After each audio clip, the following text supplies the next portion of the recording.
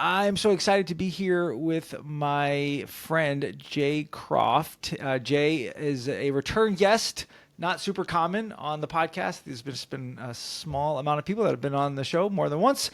So, Jay, it means you've officially made it. Congrats. Oh, thank you. I was hoping for this. For those of you that don't know, Jay is the founder of Prime Fit Content. Is that fair? Is that accurate, Jay? It is. And also he's the author of the wonderful book called Selling Longevity, and we're going to talk a little bit about that book and maybe some other things. But first, Jay, how you been? I've been good. I've been good. The book's been beginning a lot of good vibes from the book and a lot of good response to it. And it's the first time I've written a book. You know, I've been a writer for my entire life and always knew I would write a book someday. Never thought it would be about fitness over 50, but here we are. And Yeah, I couldn't be happier. It's going really well. awesome. And we're definitely going to dive into the content of the book. But I thought just to give us some context, kind of a softball question. I kind of know the answer to this, but Okay. I think it'd be helpful. Why why this market? Why do you like to serve the whatever you call this market, a 50 plus, older market, I don't know, longevity, however we want to define that. Those are all good choices. There are some bad choices, and you very wisely did not use any of them. So I say over 50. Other Yep. people might say over 55, or women postmenopause, or men after retirement, or grandparents, or whatever. The point is, we're talking about a point in life where your body has changed quite a bit.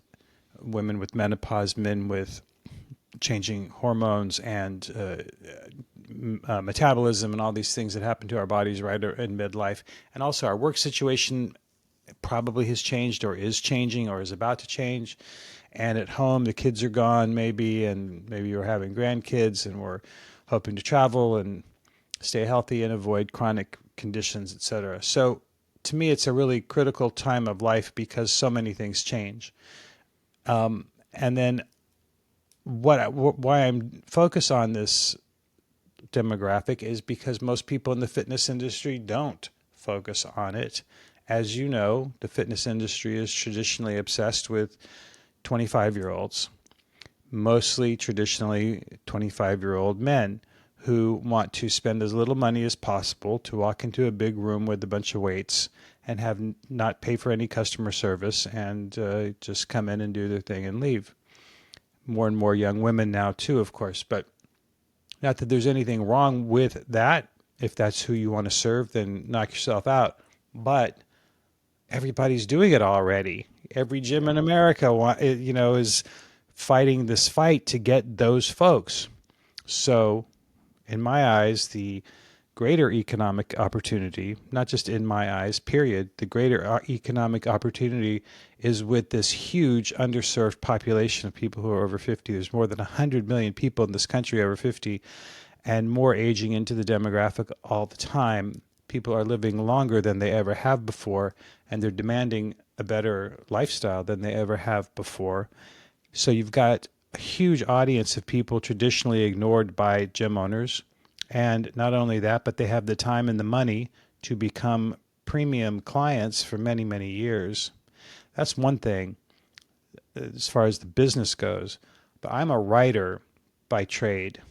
I'm not a trainer. I don't own a gym. I come to this from many years in mainstream media and corporate communications, where I wrote for huge organizations to huge audiences.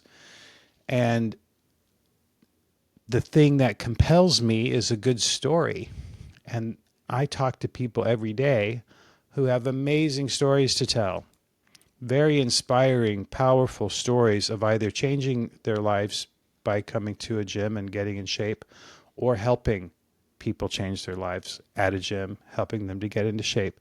And it's this kind of stuff that really warms your heart and makes you feel better about life. And I love that. So the Yeah. two reasons I do this are because it's a very powerful economic opportunity and because it's great storytelling. Well, I have pages of notes here, but I'm going to jump around a little bit just based on what you said Sure. there, which is the power of story. And as a presenter, and I know Jay, you and I have presented together, Yep. I think numerous times, and we know the power of that. But let's talk a little bit more about that. How do I share stories with my clients about, or my prospective clients, that are going to resonate? What are some, I don't know, tips or maybe do's or don't do's, and how do we get better at this? Yeah, excellent question. And it's a big topic of the book, and it's something I talk about whenever I go to speak at things. You're right, you and I have talked a couple of times, and you have a great presentation when you speak, largely because your own personal story is so compelling and you tell it so well. And that's to a degree that's helpful. That's part of it. Sure. But I think too often we confuse having a great story about ourselves and telling stories in business. Yours happens to be both. I don't know that I have a particularly compelling story about fitness over 50. I'm just some guy who goes to the gym, and I could And you're probably. and yeah, and Hmm? you're somebody who, you don't have necessarily a major physical transformation story or anything I like that. don't. Yeah. I've always been in good shape. I've always been Hmm. healthy. I go to the gym. I'm not a trainer. I don't look like a men's cover model, but for 61, I look pretty good Hmm. and I'm healthy and all these things, right? So I don't have a story like yours where I can go up and really just grab them. And you don't need one. No. If you have one, fantastic. Learn how to tell it. But I know what my story is, and I tell it when it's relevant, and it infuses what I do for a living because I am a little bit older than a lot of people listening to this. I'm a little bit older than you, been around a little bit. I've seen a little bit more about changing bodies and changing Hmm. finances and all these things that compel people at this stage in life. And I don't talk about myself, but what I've gone through informs the stories that I tell, if that makes sense. Yeah. The main thing that gym owners and trainers and others in this line of work need to do is to realize that they are not the hero of the stories that they're telling. Mm. Okay. I see a lot of gym owners and fitness guys promoting themselves a lot as if they are the heroes of the stories because they have six pack abs and beautiful muscles and square jaw lines and all these things. Mm-hmm. And that's great. Good for you. If you're young and attractive, awesome. Mm-hmm. Congratulations. No one cares, right? Yeah. People care about what you can do for them. Yeah. So That's the so true. stories you're telling are the stories of the people you're working with and that you want to work with. And your role in the story is a supporting role. Your role is the helper. Kind of think about how Glinda the Good Witch is the helper of Dorothy. Mm-hmm. Dorothy is the hero. And Obi-Wan Kenobi is the helper of Luke Skywalker, who is the hero of Star Wars. So sorry, gym owners or trainers, but you're Glinda the Good Witch and Obi-Wan Kenobi, and your client is Dorothy and Luke Skywalker. It's a subtle shift, but really, this is not about you. This is about what you can do for them. As long as I know you're credentialed and you know what you're doing, that you're a legitimate trainer, I don't really care how many certifications you have or how your passion for helping people or any of that stuff that we see all the time. Mm-hmm. So you want to be able to tell your story in a way that's relevant to the prospect, that's relevant to the client, that shows them that you can help them with whatever their problem is. If they want Mm-hmm. to lose weight or alleviate back pain or reverse type 2 diabetes or get 10 yards back on their golf drive or Yeah. take the grandkids skiing next winter, whatever it is that they want to do, that you're able to help them in their story. Does that make Jay, sense? this is good stuff. I want to go a little more into this. Yeah. This is such an important topic that I don't think has been covered a lot on this show. I deal a lot with this outside of the show and on my Yeah. own projects and things like that. So I'd love to share some of this. I don't think we need to become, or people listening to become a Steven Spielberg. So I want Right. to be careful not to get that across. With that said, what are some of the key things that they should be thinking about when they share the stories of their clients? What might Yeah. help? Very simple. Very simple. Um, and I agree, you don't need Hollywood level production qualities at all. Hmm. You really don't. You just need to be authentic and transparent about what you're doing. So the main thing that you want to show in a story is transformation. That there is change. A story is about change. Every story ever told is about some sort of struggle and a change that comes from that struggle. So, very simply, you can probably reduce all of these employee or member profile type things down to what was their life before they came to your gym, what got them to come to your gym, and what is their life like now. And then your role in that becomes apparent. You don't have to talk about it all the time. So, what was your life like before? I was 40 pounds overweight. I was about to retire, and my wife wanted to hike across Europe, and I couldn't check the mail without getting winded. Mm. So I came to Billy's gym, and I was scared to death because I hadn't been to a gym in 40 years, and I was afraid all the young people would make fun of me. But Hmm. Billy's staff made me feel right at home, and now I've lost 40 pounds. My doctor's never been happier with me, and my Nice. wife and I are going on that hiking trip next week. That's a story, Yeah. Yeah. right? I know you, and you kind of went through there pretty quickly, but I think there's another point that I took there is that it doesn't have to be a book. I mean, that's the Oh, story. You no, just told no. a story. It could be two sentences. It could be more, but it doesn't have to. It doesn't always have to be this elaborate thing. Just getting used to sharing your points with a story. Yep, When it comes to this market, you're in the demographic, so I am. you understand it really well. You mentioned in the opening that I use some good positive terms. What are some of the mistakes people can make potentially in terms of marketing, whether that's with imagery or words? What are some of Yes. the don't do's? Okay. Good question. Really important. I think the major thing is to be lazy and thoughtless about it, and to use words like that cute little old lady. I heard someone at a gym say that not too long ago. I was at a gym helping them out, and one of the staff members said, "Oh, yesterday those two cute little old ladies who came in." And I said, "Excuse me, what did you say?" And she said, "Those two cute little old ladies." And I said, "No, no, we don't. No one's a cute little old lady. How old were they?" And she said, "Oh, about 60." And I said, "I'm about 60. Would you call me a cute little old man?" And she said, "Well, no." And I said, "Well, what is it then? Do you know, no one thinks that they're cute, right? I don't call me cute. It's condescending, it's rude, it's dismissive. And little old lady, come on. This is someone you want for a client. This is Mm-hmm. someone you presumably care about. It's Mm-hmm. someone whose money you want, and you're going to call them a cute little old lady. That's just when they're 60 years old. Come on. So that's really thoughtless and harmful. I don't mean harmful in a way that you're going to hurt my feelings and I'm going to go cry about it. I mean it's harmful to your business. The Mm-hmm. other types of things that are not good are very vague words like, "Oh, they're old." Well, old doesn't hurt my feelings if someone accuses me of being old, but it's a pointless word. It's useless because it doesn't say anything. I'm old compared to Billy. I'm Mm-hmm. not old compared to my father. Mm-hmm. You know, so Mm-hmm. there's you get no clarity, no information from saying a word like old. So you Mm-hmm. want to be careful that you're not insulting anyone or patronizing anyone. And then realize what you're selling. You're selling something that's going to give people vitality and energy and health. It's going to boost their self esteem.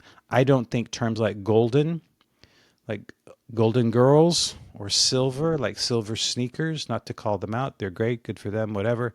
But these kind of patronizing, thoughtless terms really are dismissive toward the people that you're trying to get into your gym. So just say whatever it is. If you want to help people over 50, say you help people over 50. If you want to help women going through or who have gone through menopause, then say that. If you want to help Mm-hmm. men who have had hip replacements, whatever, just Mm-hmm. call it out. Be specific. You don't have to be clever about it. It sounds like common. Sounds like using some common sense goes a long Yeah. way. Yeah, exactly. You kind of hit on this at the end of that last point, but I'm at a point where I'm getting closer to that demographic myself, and I can start to understand the mindset as I'm getting older. It's like you realize the impact of injuries, and you realize your body doesn't quite respond the same way. And but let's say I'm listening, and maybe I am in my 20s, and I want to get an understanding for the mindset of this type of person that I'm trying to reach. I mean, you just mentioned things like vitality, energy, self-esteem. What else would you say around what they want, or Well, what we can speak to in terms of benefits, because they might not respond to the six pack ad. I mean, they might, but maybe not. Maybe that's not the yeah, like for myself, even that's not attracting me. right. Exactly. So it does to some, I guess. Yeah. I never had six pack abs when I was young and in the best shape of my life. So it's not a goal for me right now either. Um, the book is full of the motivations for what makes slightly older people over 50, want to get in shape or stay in shape, regardless of what fitness level they're at, or if they're comfortable at a gym, or if they're extraordinary athletes, anything. There are primarily 7 reasons why people want to do this, and won't list all 7 of them for you, but they're really common sense, real life things that have less to do with aesthetics and sex appeal Yeah. than when you're in your 20s, right? Mm-hmm. And again, I'm not judging anybody who's young and wants to look hot in a bathing suit. Mm-hmm. That's great, but it's also kind of boring, right? I mean, Mm-hmm. every trainer in the world can help a boy look good in a speedo. It can't Mm-hmm. be that interesting to do that every day. But people who are in this demographic, they want to be able to play with their grandchildren. They want to be able to travel. They want to continue doing the things that they enjoy, sports like tennis and golf, skiing. They want to keep enjoying their hobbies like gardening and dancing. They want to stay in good physical health, avoid type 2 diabetes and these other chronic health ailments that fitness can help us with.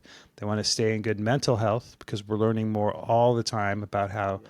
fitness helps protect our brains from cognitive decline and even dementia. And they want to move better, and they want to feel better, and they want to look better. And I lump those last 3 together as sort of like the catch-all because, yeah, I want to be able to get out of bed and feel good about myself. And heck yeah, I want to look good when I walk my granddaughter down the aisle. Mm-hmm. Nothing Yeah. wrong with that. Of course, you want to look better. Mm-hmm.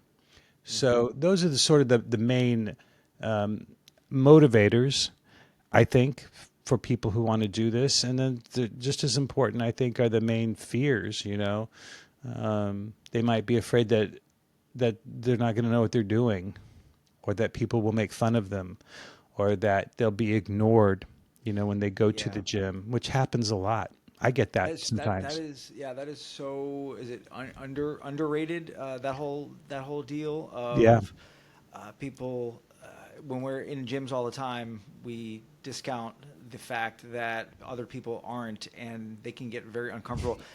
Someone like myself, I've been in gyms my whole life, right. and if I'm in a new place, sometimes I feel a little awkward and uncomfortable and a little nervous, and I can only imagine somebody who hasn't been in a gym in decades. Yeah.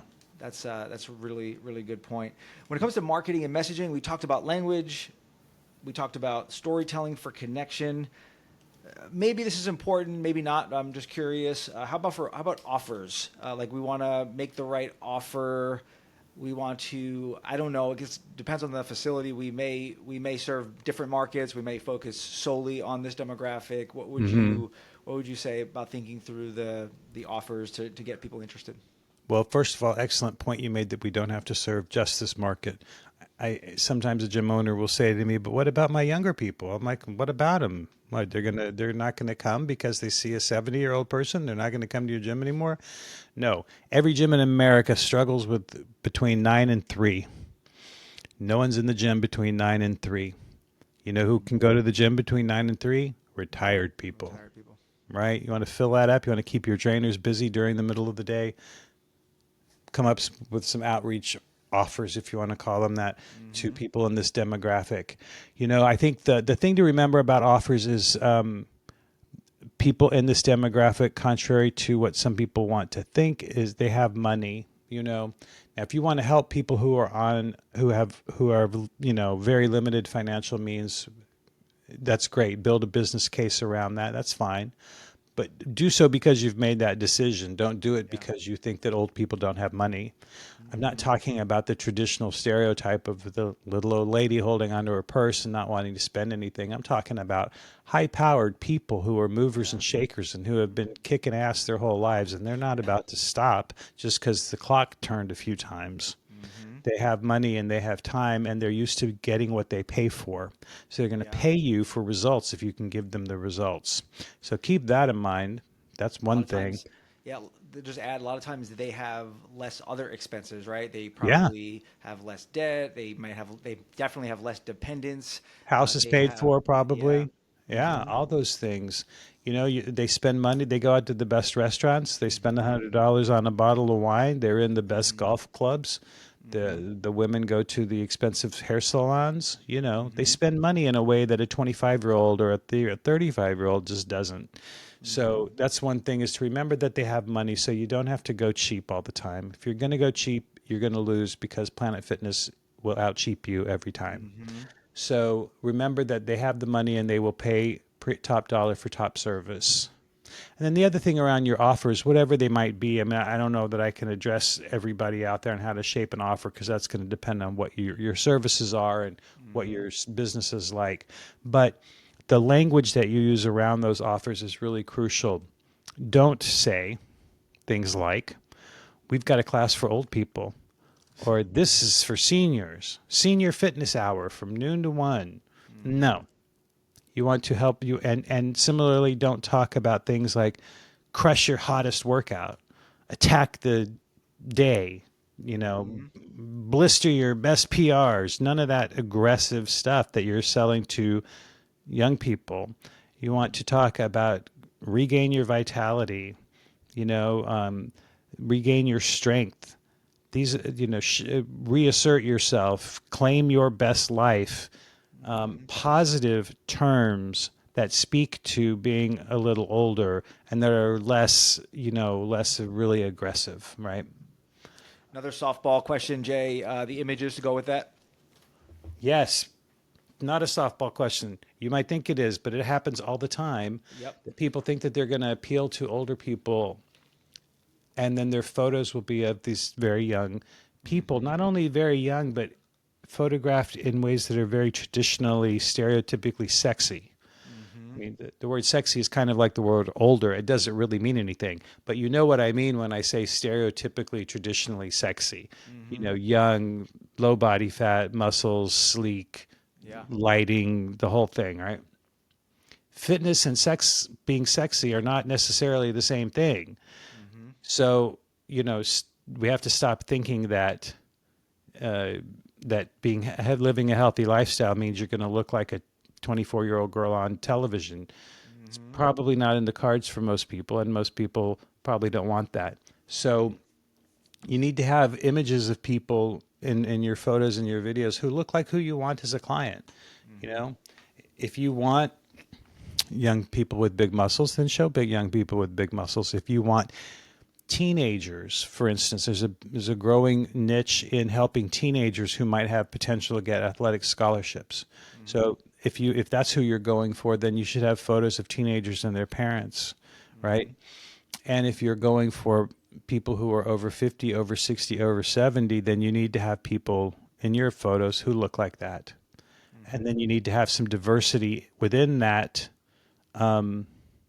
that resembles your neighborhood, for lack of a better word. If you're in a city that is, you know, 50% a racial minority, then you need to have some of those racial minorities in your photographs. If you're in a rural area that's almost entirely white, then maybe that's not a big issue.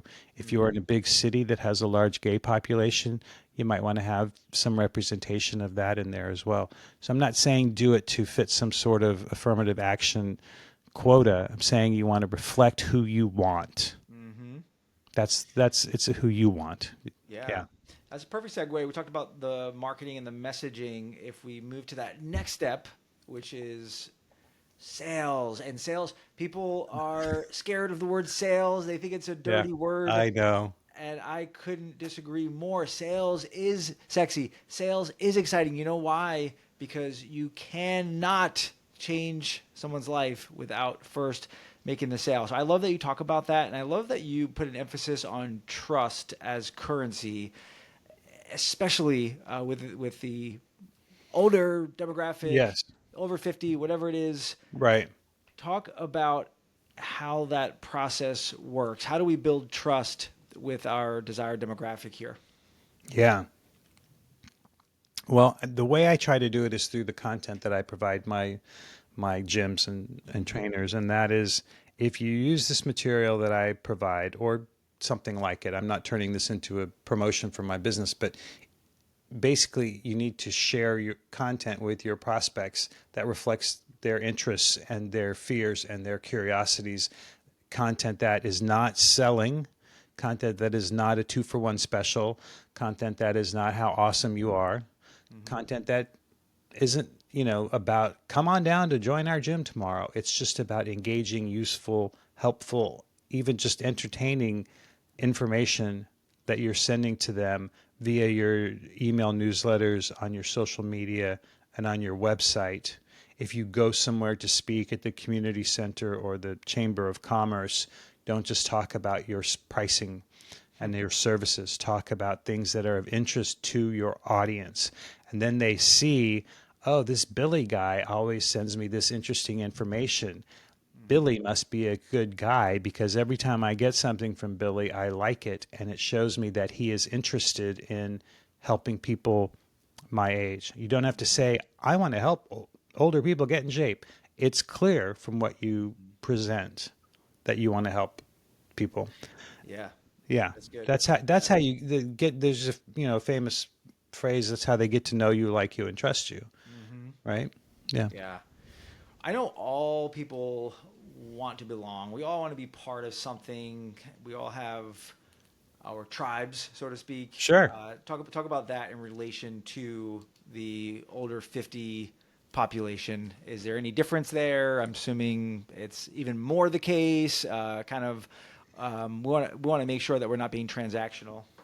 Yeah, I think that community is really important, and I think that older people, and for this conversation, we're just going to say older people because we've established what we're talking about, and we're not Yeah. marketing to anyone. We're just talking. Older people, it's important for them to have a sense of community. I think it's important really for everyone. That's a real asset that a gym can provide for a member of any age because we Hmm. do want to have a place where we can go and have positive vibes and have people recognize us and ask us how we're doing and how was that vacation last week, or I didn't see you, haven't seen you in a few days. Are you feeling all right? That kind of thing is really important to everyone. We saw from COVID, it might even be more important to people who are a little bit older because a lot of older people live alone Yeah. and their spouse might be gone. The children are grown and Yeah. far away. And, Good. and maybe they have some limited transportation or mobility issues, what have you. So knowing that they can go somewhere and have positive encouragement and reinforcement and a social interaction and some accountability, all of that is super important to helping you reach your fitness goals, right? If you know that people care if you show up. And Hmm. that's very important for folks in this demographic to be made to feel like they belong, because we're talking a lot about feelings, and I want to be very clear for anybody out there who's more cynical and says we shouldn't care about feelings. It's not that I particularly care about feelings. It's that if you make people feel good about being in your business, they're going to stay with you longer and give you more money for longer. Hmm. So if you're not interested in helping people feel good because you're a decent person, then be interested in helping them feel good because it's good for your business. And so I'll give you an example. If I walk into a gym, I've been going to the same gym in Atlanta for 25 years, and usually the young person behind the counter looks up and calls me by my name and says, "Hi, Jay, nice to see you again." And I really like that. Hmm. And I notice it when they don't. When they get a new person who hasn't been told yet that they're supposed to do that, Hmm. kind of pisses me off. Yeah. It's like, hey, man, I've been coming here 25 years. To you, this is just some crappy little part time job, but part of your job is to look people in the eye and call them by the name, by their name. Get it Yeah. right. I have that expectation, and I really like it when it happens. Hmm. So I think there is that kind of you need to level up a little bit. Yeah. Yeah. Yeah. Well, we're not going anywhere. We have a few more powerful questions, but just in case, let's make sure people know how to reach out to you. They know how to find more information about the book. Yes, sir. Where's the best place for them to go to learn more? If you want to just talk a little bit about what you do, that'd be great. Sure. Yeah. So selling longevity over 50 fitness can transform lives and your business. That's the name of my book. It's on Amazon.com. It's also on my website. My website is primefitcontent.com. You can get a free PDF of it there. And if you would like a free paperback, shoot me a note and I will get that to you, or you can just get it on Amazon either way. Kindle's also available on Amazon. And my primary business is called Prime Fit Content. It's prime like the prime of your life, fit content. That's where I market marketing materials to gyms that want to reach people in this demographic, things for your newsletters, your social media, and your website. And I work with gyms all across the country and some in other countries. It's pretty exciting to have people, on other Hmm. continents reading this stuff because it all applies, across Yeah. the board. And I have a podcast called Optimal Aging that you've been on and will be on again. So check me out. I'm on LinkedIn, Facebook, and Instagram. Awesome. Thanks, Jay. And that'll be all in the show notes. But like I said, we got some really awesome questions here Okay. as we start wrapping Hit up. me. But one thing I want to ask about is, can we address the virtual elephant in the room? That's a weird, corny dad joke, but I'm talking about AI. Yeah, How sure. do how there's so many different opinions of AI. I'm friends with some people in the industry. My friend Corey Smallwood. Corey, if you're listening, shout out to Corey. He's doing his talk Hi, this Corey. week Oh, good. at Perform Better. I'm super excited about it. Yeah. But I've heard people say that it's the devil and it's going to ruin the world and everything in between. And some people think it's like the be all end all. Where does that fit in with our marketing to I've had trouble with this podcast narrowing it down, but I'm going to take your lead. The older market. Yeah. Uh, Well, AI might kill us all. I don't know. I'm no genius. I can't predict the future, but for right now, what it is for me, and how I suggest people look at it is not with fear because it's here, whether you're afraid of it or yeah. not. No one really cares. It's here and it's not going anywhere. So you better learn how to make terms with it. And I look at it as a tool. I'm not afraid that it's going to put me out of business. Mm-hmm. I think that it can be helpful to non-writers. If Mm-hmm. you're out there and you suddenly have a need for a little article that says 5 reasons why women over 50 need to lift weights, then go to ChatGPT and say, give me an article that's 300 words on 5 reasons women over 50 need to lift weights, and it'll spit out something that's acceptable. Mm-hmm. You can do that. Mm-hmm. That's not going to put me out of business because what I do is much more sophisticated and elaborate than that. And the thing that AI can't do, as far as I know, I'm no expert, so correct me if I'm wrong, it can't really tell stories and connect emotionally and move you That's a the good way point. that I can. And That's a good point. maybe that's going to change. Well, I don't think so. Well, what I like about that point is that I think it can change in the sense that it could learn how to tell a story and all that, but it's not going to be the real story. And I think that is going to be impossible. I mean, I could be wrong. We could both be proven wrong, but I Yeah. can't imagine it being able to tell a genuine story from, Right. yeah, you can give it the input, great. But yeah, I think that's And something that we you can't. know, Billy, even if it can, you Hmm. said you've got to give it the input. Hmm. Well, where are you getting the input? Exactly. I was a reporter. Being a reporter and a writer, those are two sides of the same coin. Reporting is when you go out and you get all the information and you sit there in the trial or the planning and zoning board or the legislative hearing and you take notes. And that's when you go out and you interview people whose house just burned down or whose family just got murdered or whatever.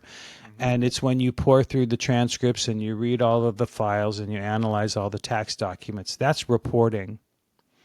And then the writing is when you sit down and you tell it to other people. So when you said you've got to input the material, well, you've got to have the material to input. You can't just say to AI, "Tell me a story about fitness over 50." Mm-hmm. You've got If you've got notes, then that's great, but where are you going to get those notes? You're going to get them from somebody like me who knows how to go out and get information and talk to people and construct it in a way that's relevant to your business. So, yeah, if I like, you could tell AI to take this transcript of our conversation and say, write a 12 paragraph newspaper type story about this conversation with Jay Croft. Yeah. And it would do it and it would be Yeah. fine. Yeah. But it can't make this stuff up. This conversation Exactly. that you and I are having, that's the reporting it can't do. Yeah. Yeah. Yeah. That's cool. I like that. Practical steps. Let's leave people with some really practical steps. The first one is I'm really interested in the older demographic, and it's new to me. What's my first move? What's a good first next step somebody could take if they're either interested or they're or maybe even they're on board and I realize the value. I have a heart for these people, or I just want to make some more money. Whatever the whatever the reason is, I'm ready to go. Yeah. Well, not to plug the book too hard, but you could read the book. It's a short, easy read. It is not a James Michener doorstopper. I'll write that next year. Yeah. But that's not what this one is. This one is written for two types of gym owner. It is one who doesn't see this opportunity yet, so it explains the opportunity and why you need to be chasing it. And then the other one is for people you just described, those who are open-minded to it but don't quite understand how to do it. And I spell it all out. It's a blueprint on how to gather enough information and point your ship in the right direction. Some real simple steps to take. It's not learning, it's not like learning Greek or something. It's pretty Mm-hmm. simple stuff to do with adjusting your business just a little bit. I might suggest that you or someone in your business gets certified by perhaps the Functional Aging Institute or one of the other certifying organizations that offer something that helps that offers training and things like this so that you become more familiar with joint replacement and Yeah. type 2 diabetes and things like this. And then I would look into your own club. Who are your people who are working out with you? Where is the opportunity to get older people into your gym? This gym I've been going to for 25 years had a really pivotal moment about, I don't know, 15 years ago or so, when the owner noticed what I was just referring to, that no one was in there from 9 to 3. And his trainers were like, there's no one here to train. Why are we here? And he reached out to the retirees in the neighborhood, and now it's full in there from Wow. 9 to 3. So the working professionals go in the morning and in the evening. College kids go at night, and he's got it busy in the daytime with, retired and semi-retired people or people who work at home. So you just have to sort of know your community and know your audience, and then see what opportunities there are. Um, you mentioned community, and something that's really powerful with this demographic is small group personal training. I think we both know a lot of gyms that are offering that and having great success with it. And that means no more than 6 people per session with a trainer, or 2 perhaps. And you're basically getting a personal training session, but the trainer might have to tell you to keep your elbows in and then come to me and tell me to stick my butt out, and then go to the next person and remind her that she needs to stand up straight, whatever it is. But that's enough to get personal training Yep. at a much reduced rate, so more people can afford it, and your trainer gets more money because he's training 6 people at a time. And it's really popular with older people because it enforces that social accountability that we were talking about. Yeah, it's funny if you're new to listening, you may or may not know that was the model that I had in my clubs in New York, and Mhm. we had the 1 to 6 ratio, and it's funny because when I would get into arguments with trainer nerds, they would argue that it's not really personal training because they're quote unquote Yeah. doing the same thing. But when we would ask for feedback from our clients, the number one response that we got was that it was personal, and it was for the reasons you're saying. Like you said, the little tweaks. Oh, I know you have you have your knee Right. thing, so we're gonna do this. It's just those little things. To them, it's everything.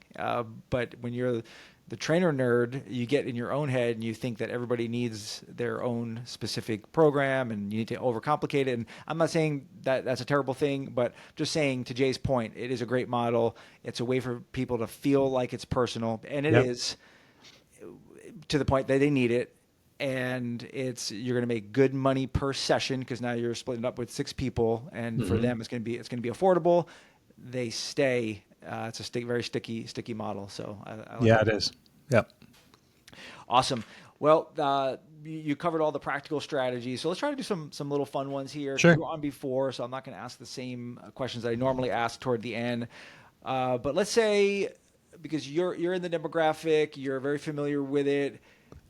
Kind of maybe catch you off guard a little bit here, but what would you say is Okay. the top 1 or 2 things that we're going to use to measure success?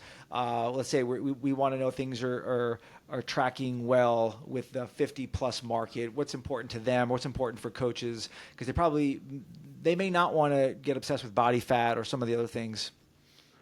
Yeah, well, I think it's it's going to be different for every client when you have Mm-hmm. that intake conversation. Some people do want to lose body fat, Mm-hmm. and some people do want to take their grandson skiing next winter, and some people do just want to, be able to get out of bed and feel better. So it really is up I to like it. each individual, and I think Yeah. it's your job as a gym owner or a trainer to figure that out for for each individual person. Um, maybe I want 6 pack abs finally because at my age, Mm-hmm. this is my last chance to ever get them. And I never had Yeah. them. And so I'm going to pay you money to give me 6 pack abs. And I'm going to bring my buddy who loves to golf, but he had hip replacement and he needs you Yeah. to get him strength back in his hips. It's just Yeah. everybody's different.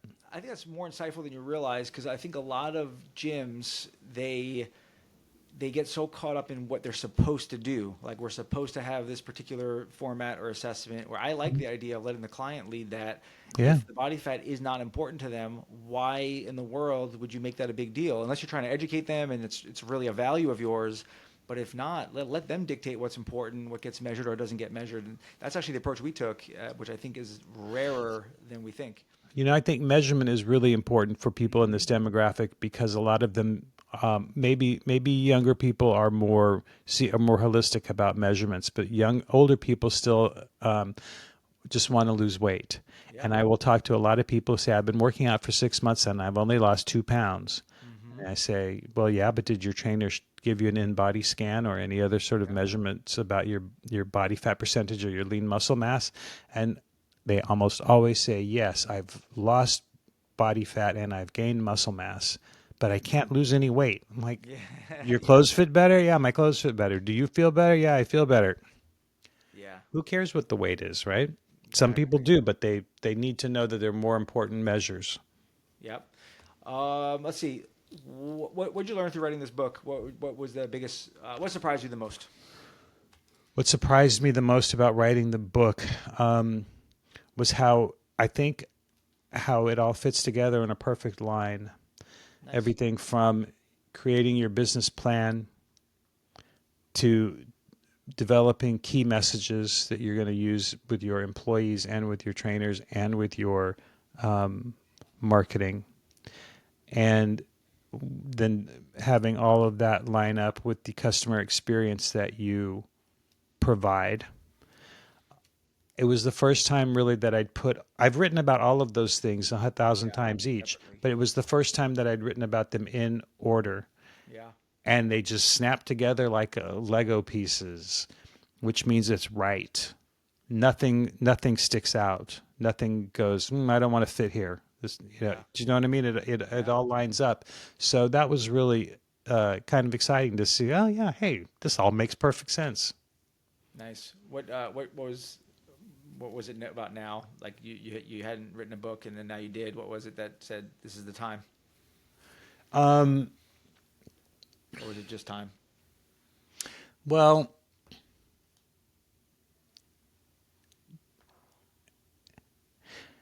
interesting. I A lot of people had told me to do it for a long time. Hmm. And I kept thinking, I'll do that someday when I can take a year off and really devote myself to doing original reporting and really broadening it out and writing the encyclopedic version of everything you ever wanted to know about these topics and deliver the definitive version from on high, and God would Hmm. anoint me with the lightning bolt on the stone tablet. I wanted to make a big deal out of it. And finally, it just occurred to me, I can do that later if I want to, Yeah. but I don't have to. Right now, I have to deliver something that is going to help people with the key thing here. And the key thing here is selling longevity.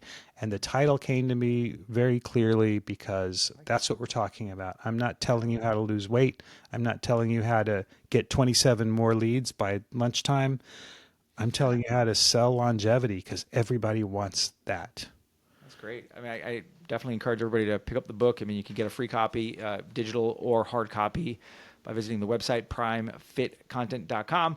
Let's do a weird one at the end. I don't think I've ever asked anyone this, but what's your favorite movie? Movie that you have to watch it if it comes on. Oh, that's easy. My favorite movie is The Godfather. Nice. I've seen it about 100 times, and we'll watch it. Wow. We'll watch right now. No, not 100, but many times. And if I turn on the Yeah. TV tonight and it's on, I'm watching the whole thing. I can't look away. I love Nice. it. Yeah.